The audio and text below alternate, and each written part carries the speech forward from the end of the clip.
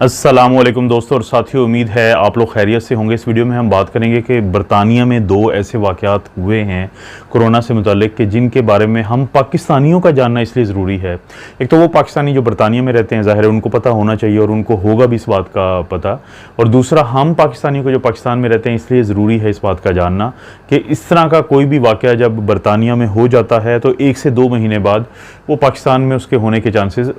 काफ़ी हमें नज़र आते हैं। वो क्या दो वाक़यात हैं? पहला वाक़या तो ये है कि बरतानिया में आखिरकार जो कोरोना की चौथी डोज़ है, यानी 4th शॉट है या जो बूस्टर का दूसरा डोज़ है, उसकी बाकायदा वो इजाज़त उन्होंने दे दी है। उन्होंने रिकमेंड किया है कि उनके लाखों जो लोग हैं जो उस कैटेगरी में आते हैं जिनकी उम्र 75 साल से ज़्यादा है, जिनको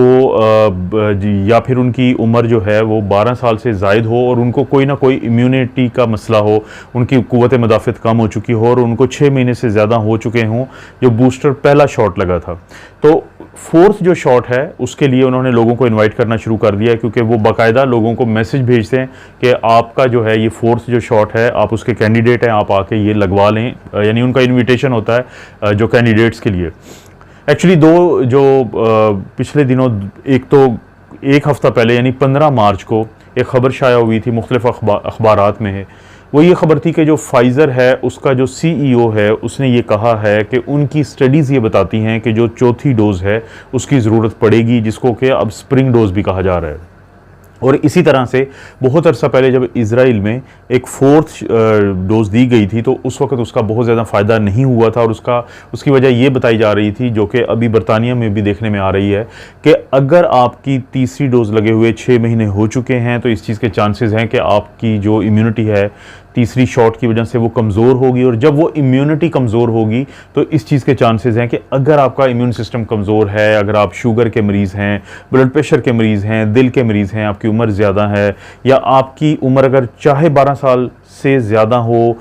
75 साल से कम हो, लेकिन आपको सेहत के किसी ऐसे मसले का सामना है जिसकी वजह से आपकी इम्यूनिटी कमज़ोर है, तो तीसरी जो शॉट है अकेली वो आपको प्रोटेक्शन नहीं दे सकती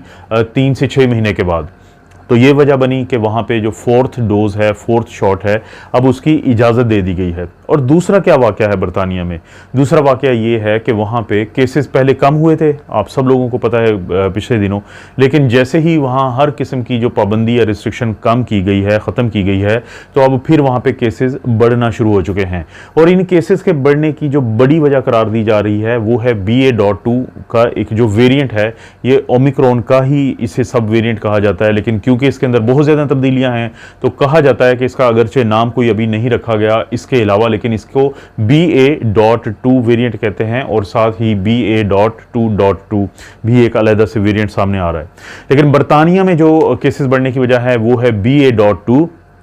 मैं आप लोगों को पहले बता चुका हूं कि इंडिया की तरह पाकिस्तान में भी ये वेरिएंट मौजूद है। इसके बारे में बाकायदा WHO भी बता चुकी है कि पाकिस्तान में BA.2 का वेरिएंट मौजूद है। ये कम से कम 1.5 गुना ज़्यादा तेज़ी से फैलता है ओमिक्रॉन का जो BA.1 की निस्बत। इसकी जो अक्सर अलामात हैं उसमें नाक का जो बहना है वो शामिल है।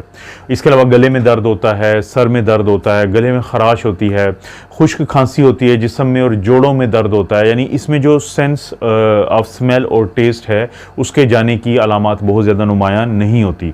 पाकिस्तान में तो एक ट्रेंड हम देख रहे हैं पिछले दिनों में कि यहाँ पे जो बच्चे हैं छोटे, जो इतने ज़्यादा बीमार नहीं होते थे सांस की नाली की बीमारी की वजह से, अब वो केसेस हमारे पास सामने आ रहे हैं। लेकिन बदकिस्मती से एक अमूमी ट्रेंड यही देखा गया पाकिस्तान में कि जब कोई और चीज़ हम प्रूव नहीं कर सकते तो सिर्फ तब कोरोना का टेस्ट करवाया जाता है, क्योंकि एक तो जो BA.2 है उसको PCR नहीं पकड़ पाता।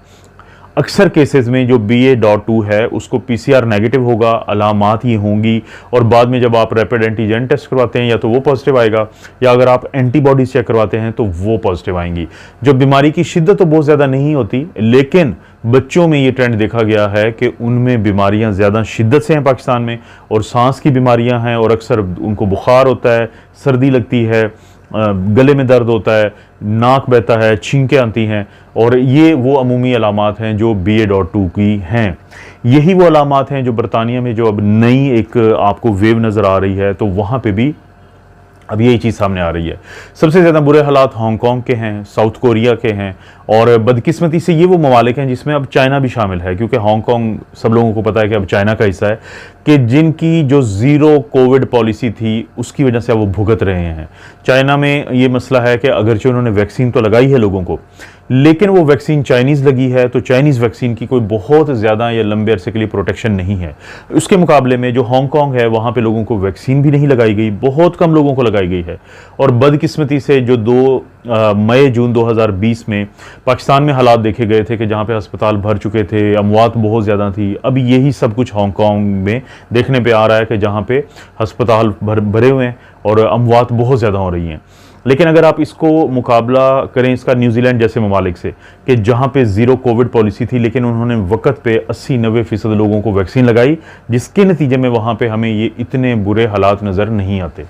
तो पाकिस्तान में रहते हुए बरतानिया के ट्रेंड को देखना बहुत ज़रूरी होता है, क्योंकि आप लोग याद करें तो अल्फ़ा भी हमें वहाँ से हमारे पास आया, फिर ओमिक्रॉन के केसेस भी हमारे पास वहाँ से बहुत ज़्यादा आए। और इसकी बड़ी वजह यह है कि पाकिस्तानियों की एक बहुत बड़ी तादाद बरतानिया में रहते हैं, और जब ये लोग पाकिस्तान आते हैं अपने रिश्तेदारों से मिलने के लिए, तो क्योंकि पाकिस्तान में बहुत कमज़ोर सिस्टम है टेस्टिंग का, और इसकी सबसे बड़ी वजह है शायद कॉस्ट इफ़ेक्टिवनेस, कि हमारे पास जितने पैसे हैं उतनी ही हम टेस्ट कर सकते हैं।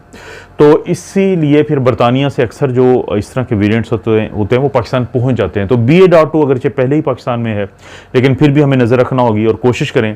कि अपने डॉक्टर से ज़रूर डिस्कस कर लें, क्योंकि ये अमूमी रवैया देखने में आ रहा है कि बच्चे जब बीमार हो रहे हैं तो सोचा जा रहा है कि ये आम सी इन्फेक्शन है, लेकिन वो काफ़ी दिन बीमार रहते हैं और उनको जो बीमारी की शिद्दत है वो इस हद तक होती है कि वो हॉस्पिटलाइजेशन की भी ज़रूरत उनको पड़ जाती है। ये BA.2 पे कोई और अपडेट हुई दोस्तों मैं आप लोगों को ज़रूर बताऊंगा। आप अपना और अपनी फैमिली का ख्याल रखें। अल्लाह ताला आपको और आपकी फैमिली को हर किस्म की बुराई, बीमारी और आजमाइश से महफूज रखें।